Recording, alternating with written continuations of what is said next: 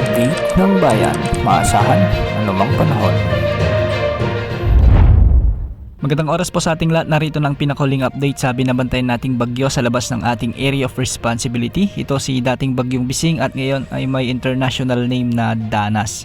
Huli itong namatan ng Pag-asa sa layong 445 kilometers, kanluran ng Basco, Batanes. Taglay pa rin ang lakas ng hangin na umaabot sa 85 kilometers per hour malapit sa gitna at pagbugsong umaabot sa 105 kilometers per hour.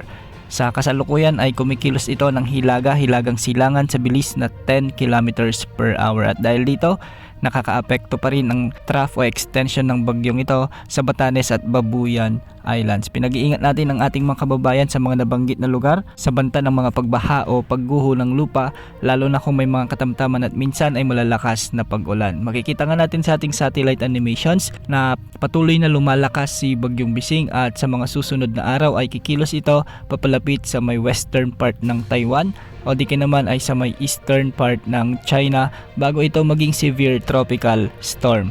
At kahit napapalayo na sa ating bansa si Bagyong Bising ay patuloy pa rin itong hihilain o hahatakin ang habagat na magdadala naman ng mga pag-ulan sa kanlurang bahagi ng Luzon at ilang bahagi ng Visayas. At dahil nga sa habagat ay makakaranas naman ng mga pag-ulan ang Ilocos Region, Zambales at Bataan, kaya makikita rin natin sa ating satellite animations na may mga kaulapan sa mga nabanggit na lugar na posibleng magdulot din ng mga pagbaha at pagguho ng lupa, lalo na kung may mga katamtaman at minsan ay malalakas ding pag-ulan. At dulot pa rin ng umiiral na habagat o southwest monsoon ay magiging maulap naman ang mga kalangitan na may mga tsansa ng mga kalat-kalat na pag-ulan at thunderstorms sa Metro Manila, sa buong Mindanao, Cordillera Administrative Region, ang nalalabing bahagi ng Cagayan Valley, ang Central Luzon, ang Calabarzon, Mimaropa at ang Western Visayas. Posible rin ang banta ng mga flash floods at landslides sa mga lugar na ito kung may mga katamtaman at minsan ay malalakas ding pag-ulan. Samantala sa Bicol Region at nalalabing bahagi naman ng Visayas ay magiging bagyang maulap hanggang sa maulap din ang mga papawirin na may mga isolated rain showers and thunderstorms dulot ng habagat o southwest monsoon.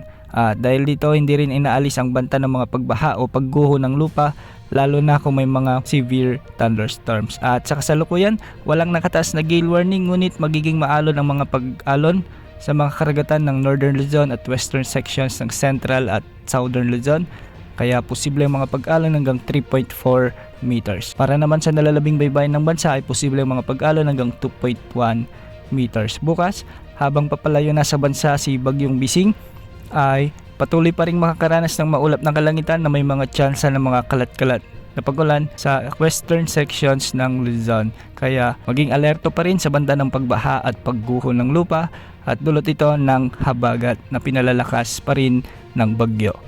Yan ang update sa lagay ng panahon. Ito po ang weather update ng bayan, maasahan anumang panahon.